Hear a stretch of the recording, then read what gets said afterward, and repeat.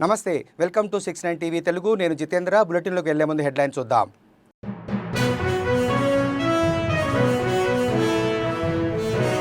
ప్రభుత్వంలో ఏ కార్యక్రమం చేపట్టినా మహిళలను దృష్టిలో పెట్టుకునే చేశాం. తల్లి చెల్లికి ఆస్తిలో వాటా ఇవ్వని వ్యక్తి గతంలో సీఎంగా ఉన్నారన్న చంద్రబాబు.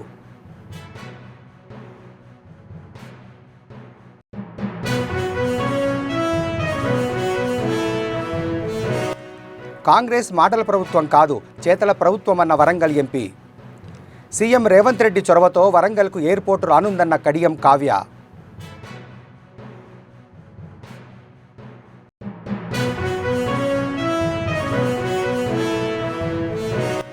ప్రభుత్వానికి వ్యతిరేకంగా ఏపీలో అన్ని జిల్లాల్లో యువత పోరు. కలెక్టర్ కార్యాలయం ముట్టడి కదం తొక్కిన వైసీపీ నాయకులు, కార్యకర్తలు.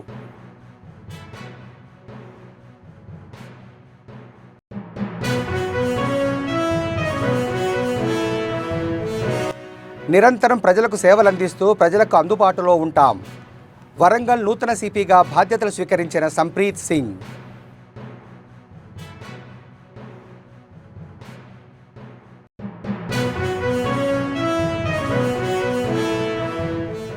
కూటమి ప్రభుత్వంలో ఏ కార్యక్రమం చేపట్టినా మహిళలను దృష్టిలో పెట్టుకునే చేశామని ఏపీ సీఎం చంద్రబాబు తెలిపారు.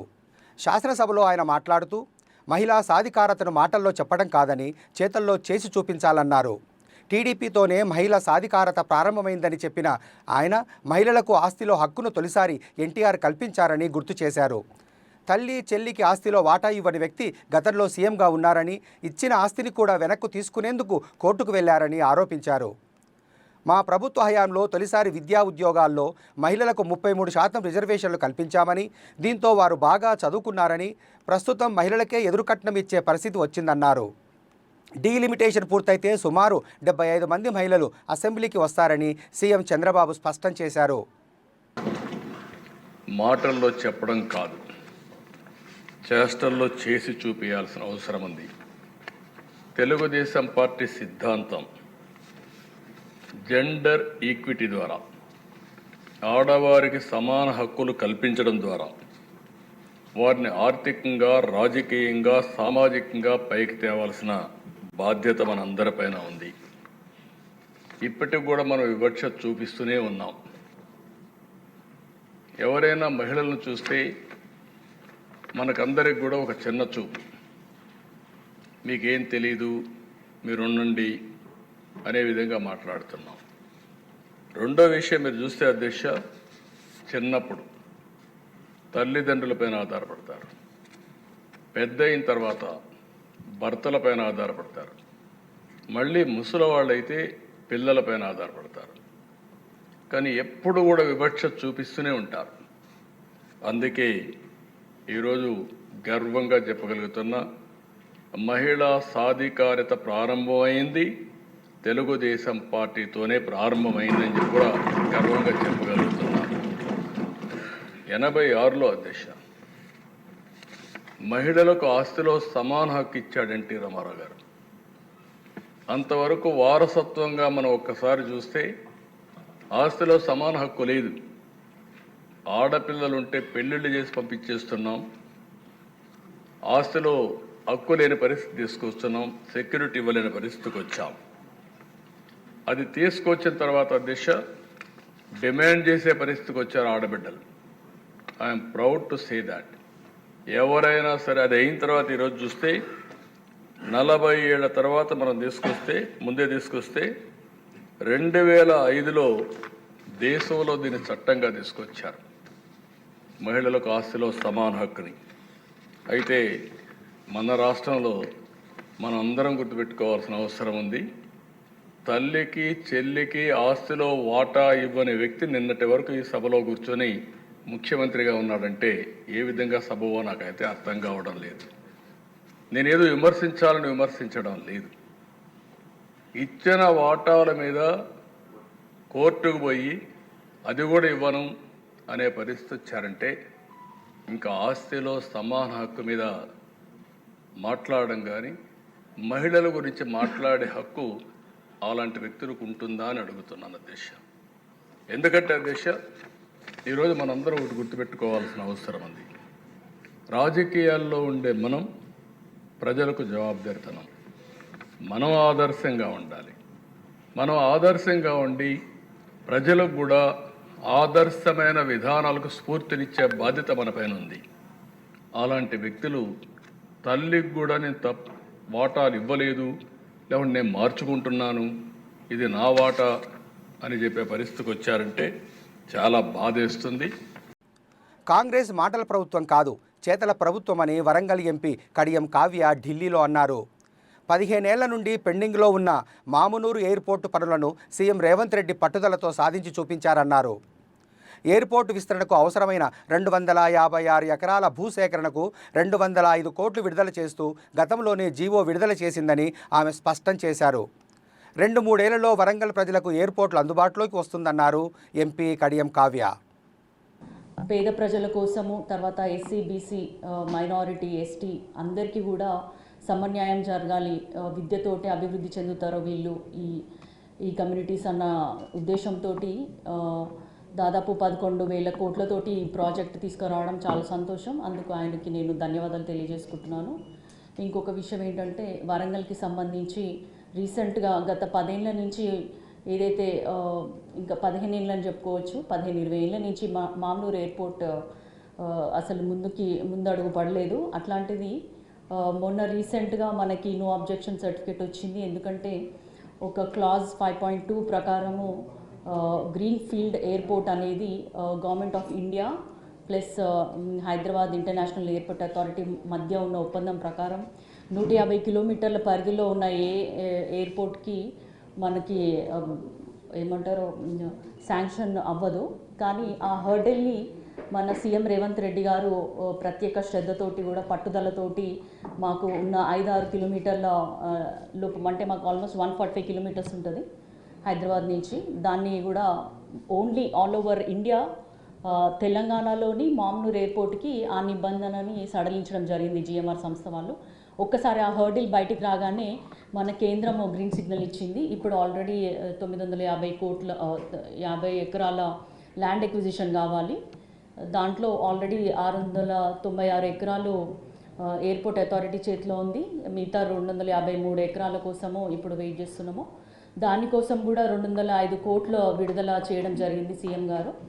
అట్లాగే కాకుండా ఎందుకంటే ఎయిర్పోర్ట్ ఎందుకు అంటే మనకి కాకతీయ మెగా టెక్స్టైల్ పార్క్ ఉంది. అక్కడ సౌత్ కొరియా వాళ్ళు ప్రత్యేకంగా మేము ఇక్కడ ఇండస్ట్రీస్ పెట్టాలనుకుంటున్నాము, మాకు ఎయిర్పోర్ట్ సౌకర్యం కావాలి, మాకు ఎయిర్వేస్ ట్రావెలింగ్ చేస్తే మాకు టైం సేవ్ అవుతుంది అంటే ఆ ఉద్దేశంతో కొత్త ఇండస్ట్రీస్ వచ్చి అక్కడ పెట్టుబడులు పెడతాయన్న ఉద్దేశంతో వాళ్ళ కోసము ప్లస్ ఎన్నో ఏళ్ళ వరంగల్ ప్రజల కళ కోసము నెరవేర్చడానికి మామూలు ఎయిర్పోర్ట్కి గ్రీన్ సిగ్నల్ రావడము, ల్యాండ్ ఎక్విజిషన్ పనులు జరుగుతున్నాయి.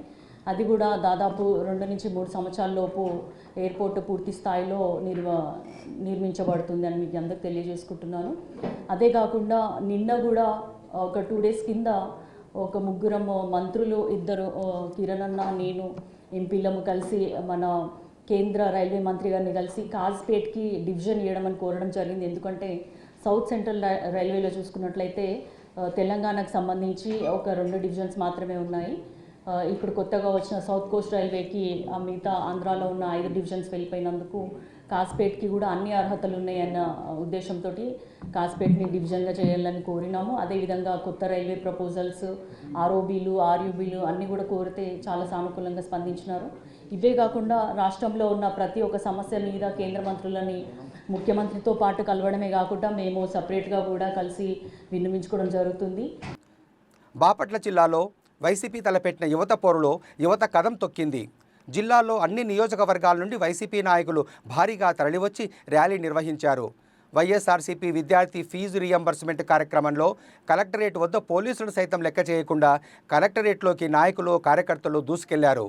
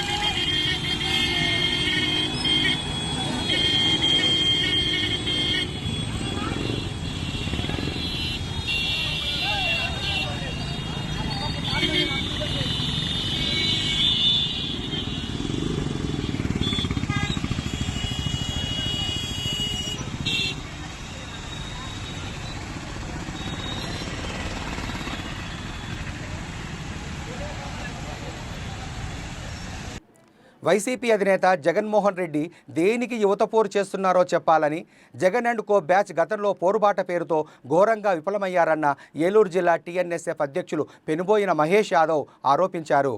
మళ్ళీ ఇప్పుడు యువత పోరుతో మరోసారి జనాల ముందుకు వస్తున్నారని మండిపడ్డారు. అధికారంలో ఉన్నప్పుడు ఏ పనులు చేయకుండా ఇప్పుడు ప్రభుత్వంపై విమర్శలు చేయడం సిగ్గుచేటన్నారు. పెనుబోయిన మహేష్ యాదవ్, నేను ఏలూరు జిల్లా తెలుగుదేశం పార్టీ విద్యార్థి విభాగం అధ్యక్షుడిగా పనిచేస్తున్నాను. జగన్మోహన్ రెడ్డి గారు ఆయన ఉనికిని, ఆయన పార్టీ మరి బంగాళాఖాతంలో కలిపారు మొన్న 2024 ఎలక్షన్లో ప్రజలందరూ కలిసి. అయినా సరే ఆయనకి, ఆయన నాయకులకి బుద్ధి లేకుండా, సిగ్గు లేకుండా మరి ఈరోజు యువత పోరని చెప్పి రేపు రోడ్డు ఎక్కడానికి సిద్ధమయ్యారు. మరి యువత పోరు దేనికని చెప్పి నేను వైసీపీ నాయకుల్ని, జగన్మోహన్ రెడ్డి గారిని అడుగుతున్నా.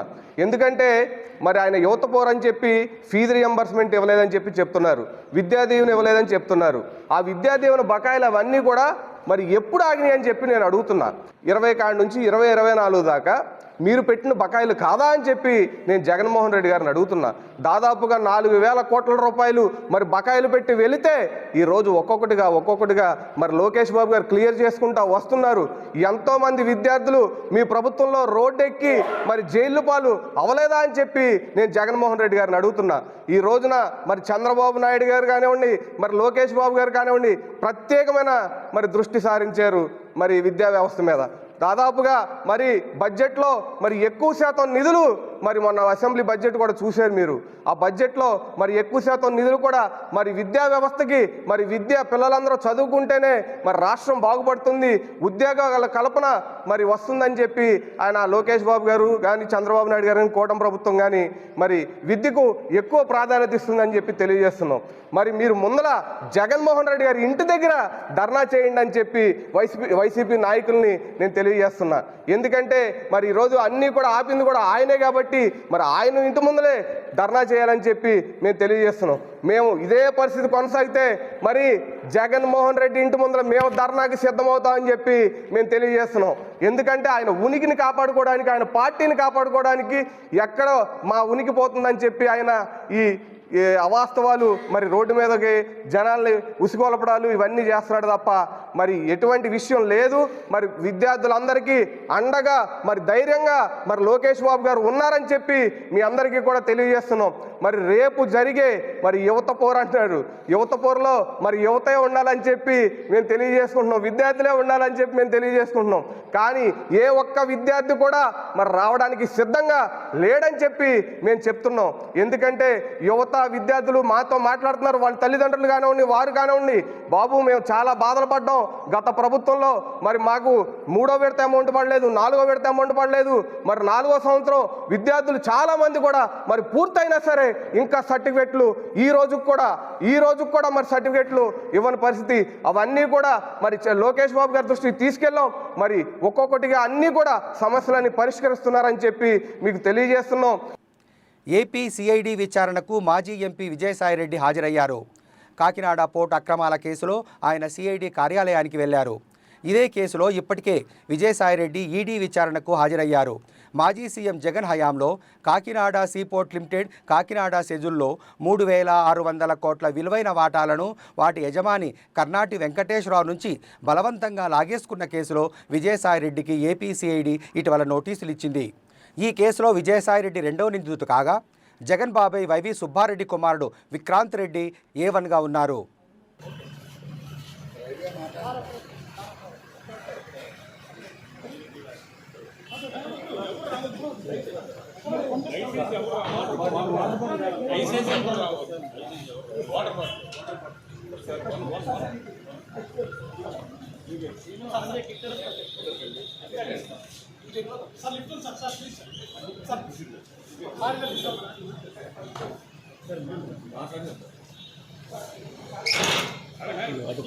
ఇచ్చిన హామీలను అమలు చేయకుండా ముఖ్యమంత్రి చంద్రబాబు నయవంచనకు పాల్పడుతున్నారని మాజీ మంత్రి కారుమూరి వెంకట నాగేశ్వరరావు ఆరోపించారు.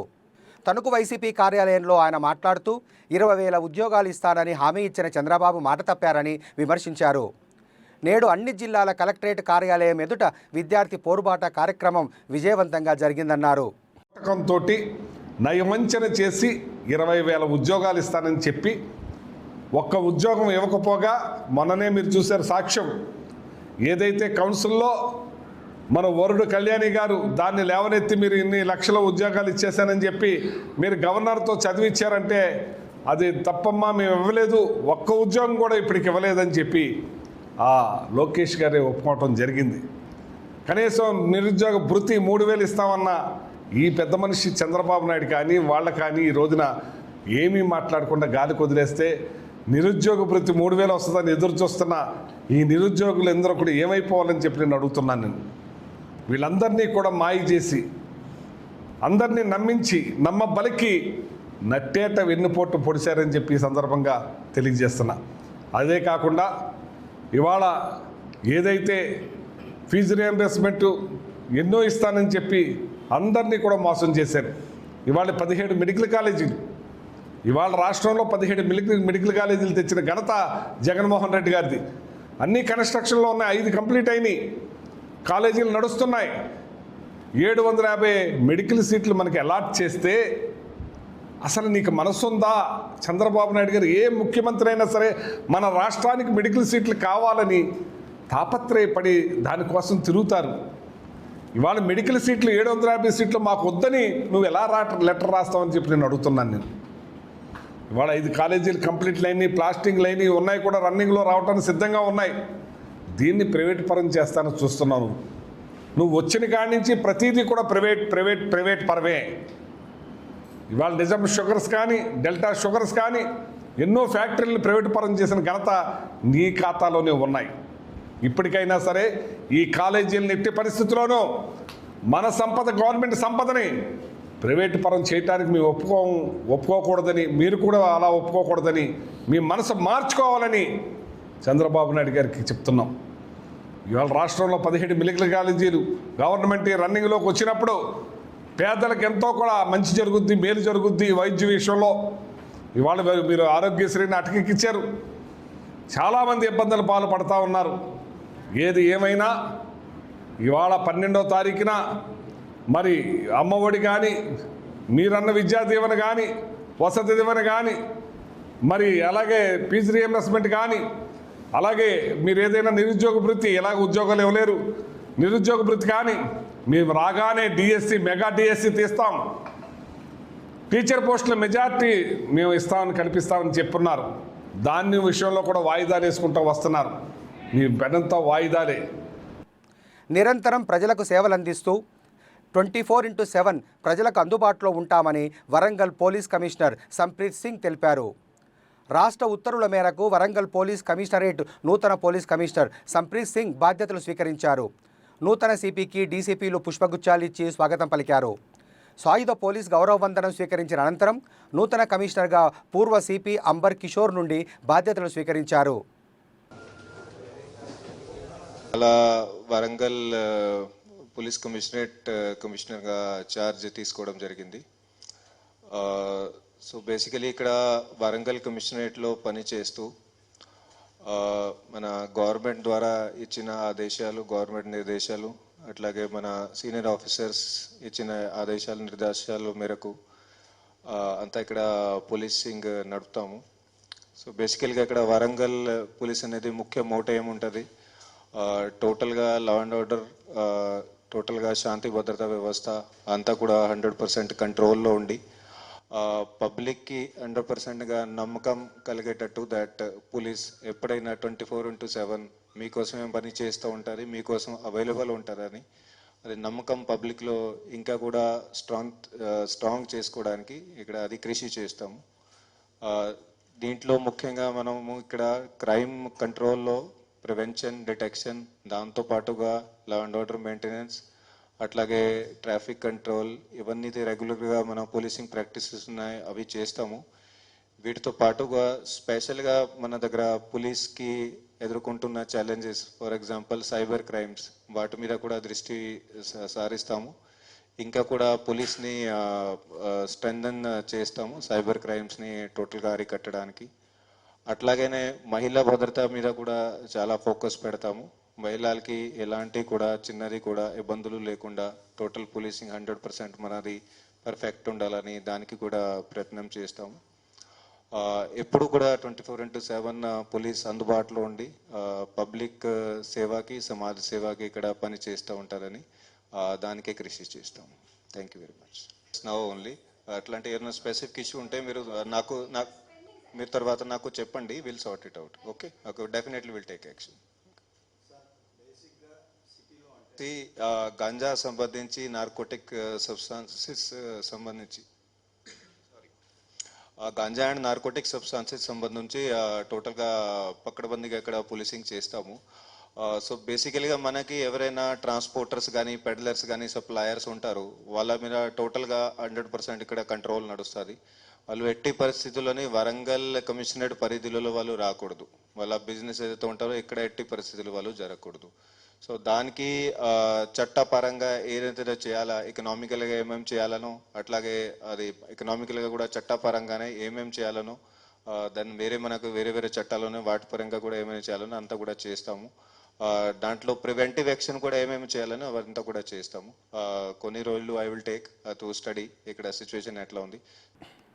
రంగారెడ్డి జిల్లా కాటేదాన్లో భారీగా కల్తీ నిత్యావసర వస్తువులు పట్టుకున్నారు రాజేంద్రనగర్ ఎస్ఓటి పోలీసులు.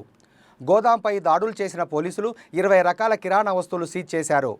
ప్రమాదకరమైన రసాయనాలను ఉపయోగించి ఈ వస్తువులు తయారు చేసినట్టు గుర్తించారు.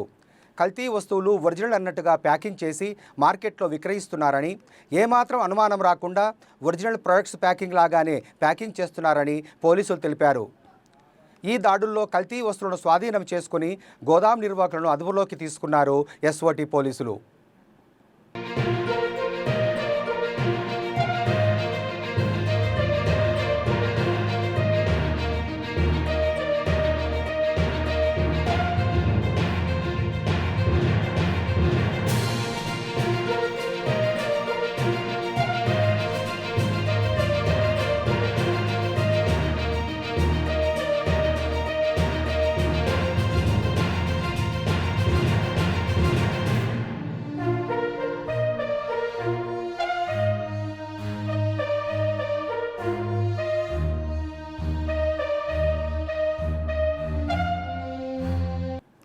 విదేశాల్లో చదువుకోవాలనుకునే విద్యార్థులకు అక్కడి యూనివర్సిటీల్లోని విద్యా ఉపాధితో పాటు పలు రకాల సమాచారం కోసం ఏఐఆర్సీ సంస్థతో సిఫియా ఒప్పందం దోహదం చేస్తుందని సిఫియా అధ్యక్షుడు శేఖర్ భూపతి అన్నారు.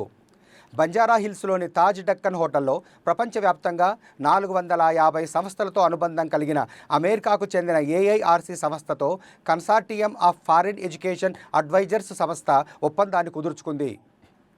ఈ ఒప్పందం వల్ల విద్యార్థులకు అమెరికా, యూకే, జర్మనీ, ఆస్ట్రేలియా దేశాల్లోని యూనివర్సిటీల్లో విద్యార్థులు ఏం కోరుకుంటున్నారో, ఎటువంటి కోర్సులు అవసరమవుతున్నాయో అక్కడ యూనివర్సిటీ ప్రతినిధులు ప్రభుత్వాలతో చర్చించేందుకు అవకాశం ఉంటుందని వారు తెలిపారు. The consultants in the past about GST. So the whole idea is to make sure that when this representation goes as a body, it will really help the whole of the organization. And also very importantly for a lot of you who have got doubt that will this help, the only thing is for the government at a higher level has no clarity on this. So if we are able to bring in clarity about this, I think we will win this battle. Like if you have seen in the recent days, like Infosys and all these, they have. నా పేరు శేఖర్ అండి. నేను సీఫా president. CEFA అంటే consortium of foreign education advisers. ఈరోజు ఈ CEFA అనేది basically ఫారిన్కి వెళ్ళే students, particularly US, UK, Australia, వాళ్ళకి ఎలాంటి ప్రొఫెషనల్ సర్వీసెస్ అందించాలి, వాళ్ళకి ఎట్లా ఇంప్రూవ్ చేయాలి సర్వీస్ అనే ఉద్దేశంతో లాస్ట్ ఇయర్ ఎస్టాబ్లిష్ చేశాము. ఈ రోజున ఈ సీఫా తర్వాత ఏఆర్సీ అంటే అమెరికన్ ఇంటర్నేషనల్ రిక్రూట్మెంట్ కౌన్సిల్ వాళ్ళకి మధ్య ఒక ఎంఓయూ జరిగింది. ఈ ఎంఓయూ ముఖ్య ఉద్దేశము మేమిద్దరూ కలిసి స్టూడెంట్స్కి పేరెంట్స్కి యూఎస్లో చదవడానికి, మిగతా దేశాల్లో చదవడానికి వెళ్ళే వాళ్ళకి ఎట్లా బెటర్ సపోర్ట్ సిస్టమ్ క్రియేట్ చేయాలి, వాళ్ళకు కరెక్ట్ ఇన్ఫర్మేషన్ ఎలా ఇవ్వాలి, రైట్ యూనివర్సిటీలో పోయి చదవడానికి వాళ్ళకి అవసరమైన ఎలా తయారు చేయాలి అనే విషయంలో మేమిద్దరూ కలుసుకున్నాము. కాబట్టి తప్పకుండా ఇది స్టూడెంట్స్కి ఒక శుభవార్త, అలాగే కన్సల్టెంట్స్ కూడా ఒక శుభవార్త. ఓకే. సినీ నటుడు జూనియర్ ఎన్టీఆర్ తల్లి శాలిని భీమవరం శ్రీ మావుళ్ళమ్మ అమ్మవారిని దర్శించుకున్నారు. ఈ సందర్భంగా ఆలయం ఈవో బుద్ధా మహాలక్ష్మి నగేష్ వారికి స్వాగతం పలికారు. ఆలయ అర్చకులు మద్దిరాల మల్లికార్జున శర్మ పూజలు నిర్వహించి ఆశీర్వచనం అందించారు. అనంతరం ఆలయ మర్యాదలతో వారిని సత్కరించి అమ్మవారి తీర్థ ప్రసాదాలు అందజేశారు.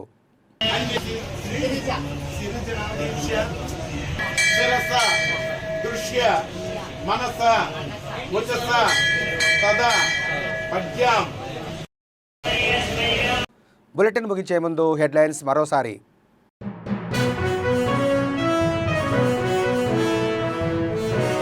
ప్రభుత్వంలో ఏ కార్యక్రమం చేపట్టినా మహిళలను దృష్టిలో పెట్టుకునే చేశాం.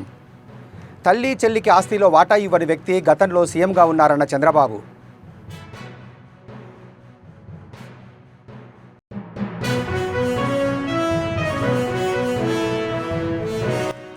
కాంగ్రెస్ మాటల ప్రభుత్వం కాదు, చేతల ప్రభుత్వం అన్న వరంగల్ ఎంపీ. సీఎం రేవంత్ రెడ్డి చొరవతో వరంగల్కు ఎయిర్పోర్టు రానుందన్న కడియం కావ్య.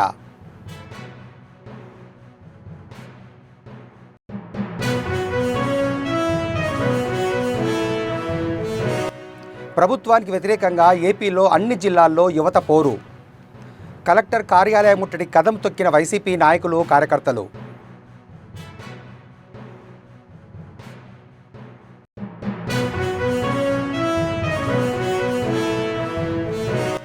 నిరంతరం ప్రజలకు సేవలందిస్తూ ప్రజలకు అందుబాటులో ఉంటాం. వరంగల్ నూతన సిపిగా బాధ్యతలు స్వీకరించిన సంప్రీత్ సింగ్.